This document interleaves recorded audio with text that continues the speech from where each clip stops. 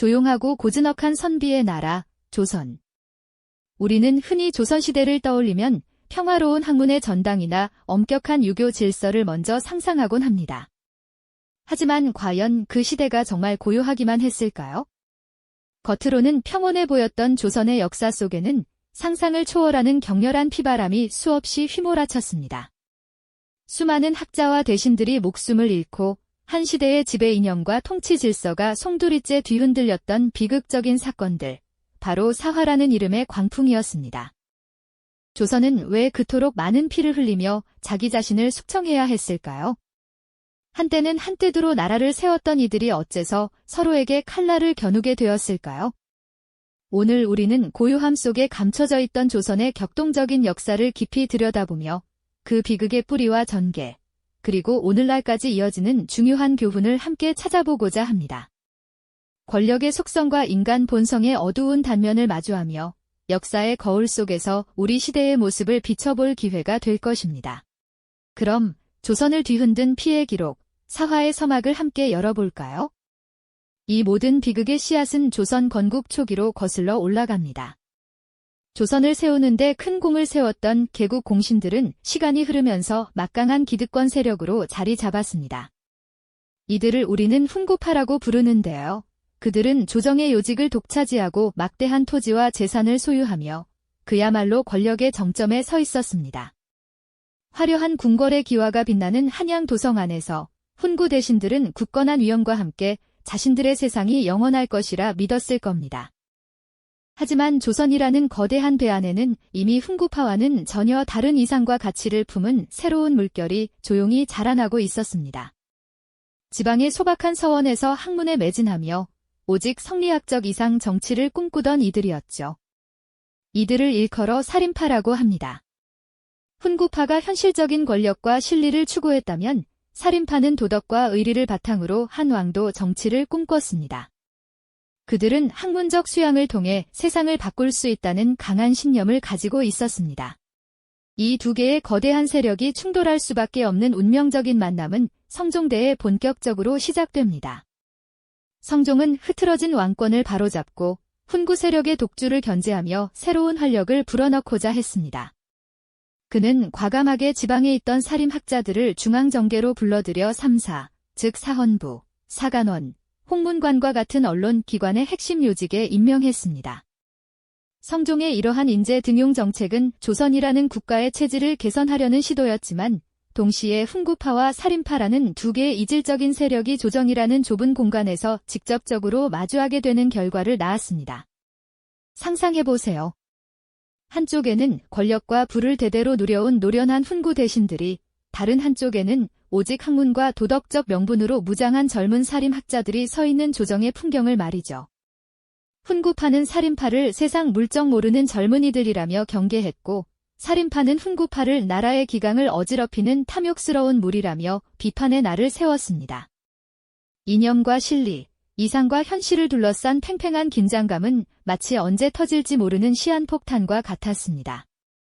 성종은 이 두 세력 사이에서 균형을 잡으려 애썼지만 이미 갈등의 불씨는 너무나 커져 있었죠. 이제 남은 것은 이 불씨가 어떤 방식으로 거대한 화염으로 폭발할 것인가 하는 것이었습니다. 다음 이야기에서는 이처럼 팽팽하던 긴장감이 어떻게 조선을 피바람으로 물들인 첫 번째 사화로 이어지는지 알아보겠습니다. 지난 시간, 성종 임금의 노력에도 불구하고 훈구파와 살인파 사이의 긴장감은 마치 폭발 직전의 화약고처럼 팽팽했었죠. 이제 그 불씨가 어떤 거대한 화염으로 변해 조선을 뒤흔들었는지 그 피바람의 서막을 함께 들여다볼 시간입니다. 그 격동의 시작은 바로 연산군이었습니다.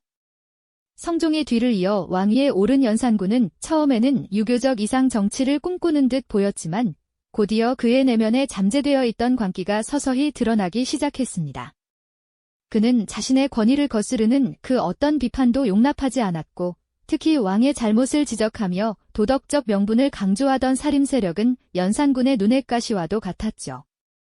조정의 분위기는 점점 더 무겁게 가라앉았습니다. 자유로운 언론과 학문적 토론은 자취를 감추고 대신 침묵과 불안이 그 자리를 채워갔습니다.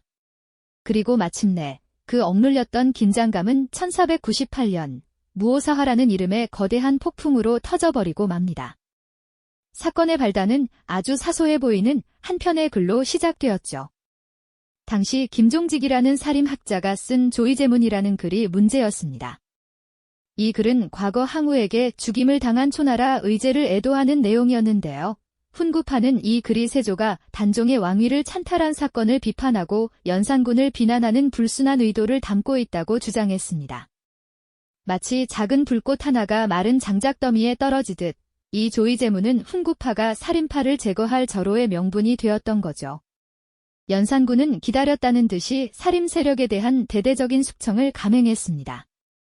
김종직은 이미 세상을 떠난 몸이었지만 그의 시신은 무덤에서 꺼내져 다시 한번 처벌받는 부관참시의 치욕을 겪어야 했습니다. 그를 따르던 수많은 살인학자들은 영모죄로 몰려 잔혹한 고문 끝에 목숨을 잃거나 먼 변방으로 유배를 떠나야 했습니다.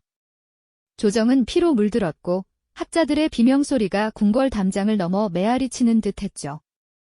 이처럼 무오사화는 단순히 권력 다툼을 넘어 연산군의 폭정과 살인 세력에 대한 뿌리 깊은 증오가 결합된 잔혹한 숙청의 시작을 알리는 신호탄이었습니다. 하지만 연산군의 광기는 여기서 멈추지 않았습니다. 6년 뒤인 1504년, 그는 또 한 번 피바람을 일으키는데 이것이 바로 갑자사화입니다. 이번에는 무오사화와는 그 성격이 조금 달랐습니다. 갑자사화의 배경에는 연산군의 생모인 패비윤씨 사건이 깊이 자리하고 있습니다. 패비윤씨는 성종의 계비였으나 질투심이 많아 폐위되고 사사되었는데 연산군은 뒤늦게 이 사실을 알고는 자신의 어머니를 죽음으로 몰아넣는데 일조했거나 방관했다고 여겨지는 모든 사람에게 복수심을 불태웠습니다. 그의 복수심은 마치 걷잡을 수 없는 들불처럼 번져나갔습니다. 패비윤씨 사건과 조금이라도 연루된 인물들은 신분과 지위를 막론하고 처참한 최후를 맞이했습니다. 심지어 패비윤씨의 폐위에 찬성했던 훈구파 대신들까지도 연산군의 광기 어린 칼날을 피할 수 없었습니다. 한때 권세를 자랑하던 훈구 대신들조차 하루아침에 역적으로 몰려 죽임을 당하거나 재산을 몰수당하고 유배를 가는 등 그야말로 조정은 공포와 혼란 그 자체였습니다. 이 갑자사화는 살인 세력뿐만 아니라 기존의 훈구 세력 내부에도 엄청난 충격을 안겨주며 서로를 의심하고 불안에 떨게 만들었죠. 연산군은 사화를 개인적인 원한을 풀고 자신의 절대 권력을 강화하는 도구로 활용했습니다. 그는 누구의 눈치도 보지 않고 자신의 뜻대로 사람을 죽이고 살리며 조선이라는 나라를 광기의 소용돌이 속으로 몰아넣었습니다. 궁궐은 피와 눈물로 얼룩졌고 백성들은 왕의 폭정에 숨죽여야만 했습니다. 이 시기의 사화는 단순한 정치적 숙청을 넘어 절대 권력이 얼마나 잔혹하고 비인간적인 모습으로 변질될 수 있는지를 여실히 보여주는 비극적인 기록으로 남게 되었습니다.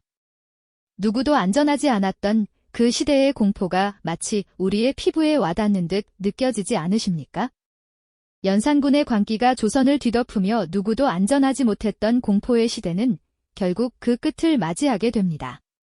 백성들의 삶은 피폐해지고 조정은 극심한 혼란에 빠져들었지만 모든 폭정이 영원할 수는 없는 법이죠. 뜻 있는 신하들은 더 이상 연산군의 폭정을 좌시할 수 없다고 판단하고 마침내 칼을 빼들었습니다. 그들은 연산군을 폐위시키고 새로운 왕, 중종을 옹립하는 중종반정을 성공시켰습니다. 오랜 공포에서 벗어난 백성들은 새로운 시대에 대한 깊은 기대를 품었을 겁니다.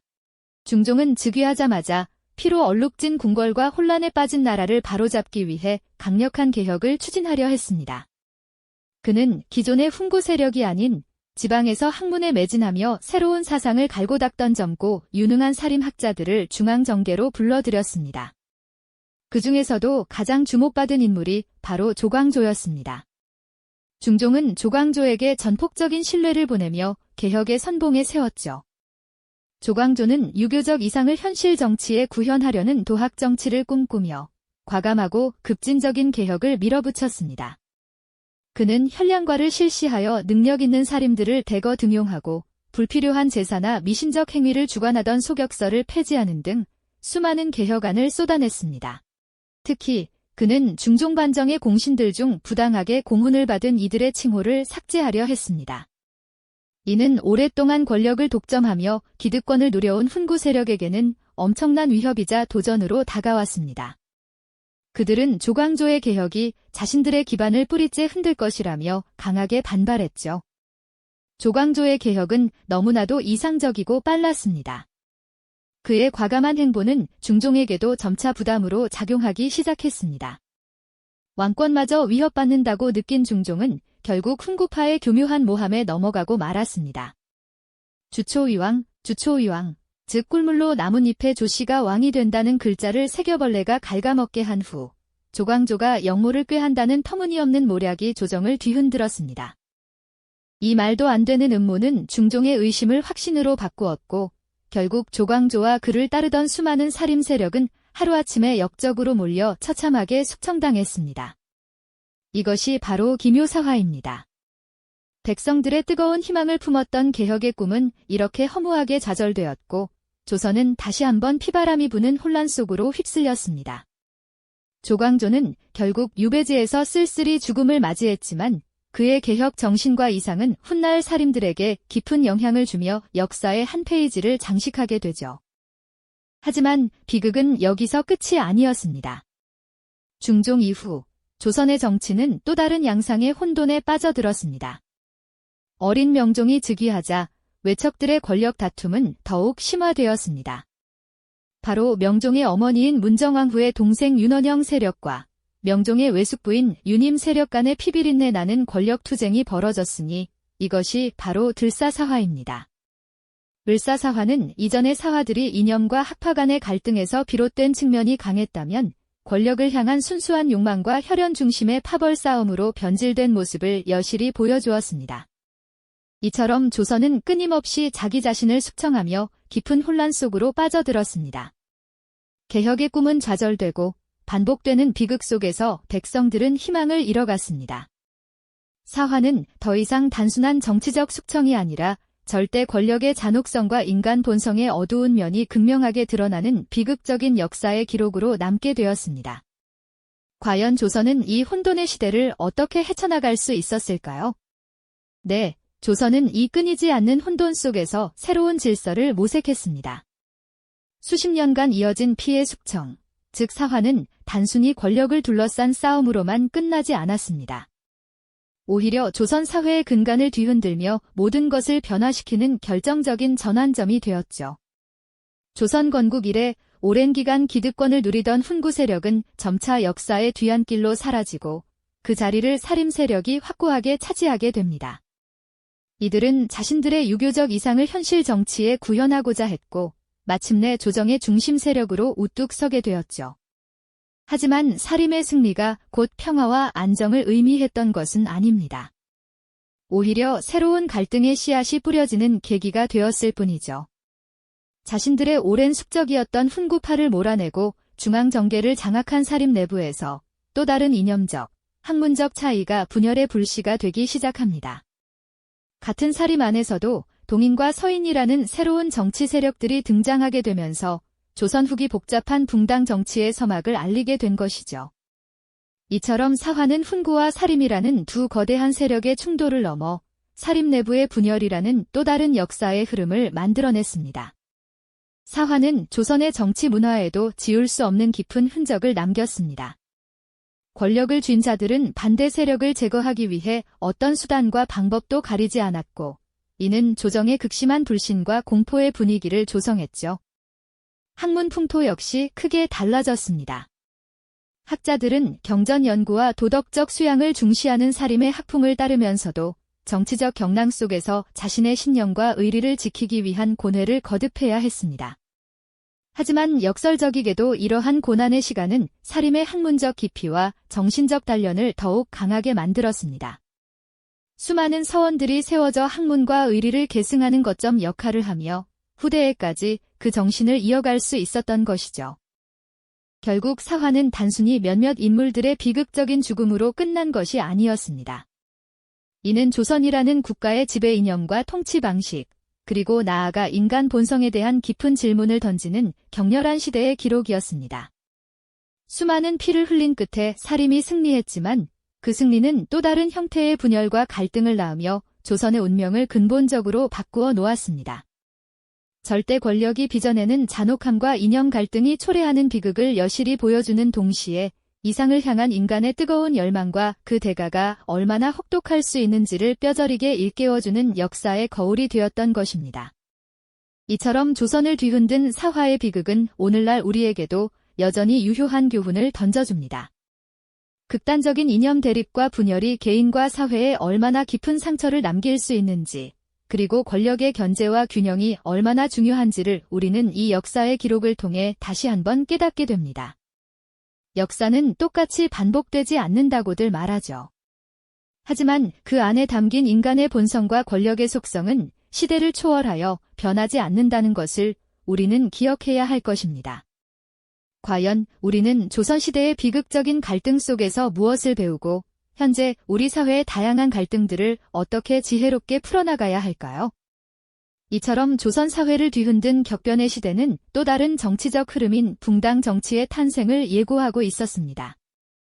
이 영상이 도움이 되셨다면 좋아요와 구독 부탁드립니다. 여러분의 응원이 제게 큰 힘이 됩니다. 다음 영상에서도 더 유용한 정보를 공유하겠습니다. 감사합니다.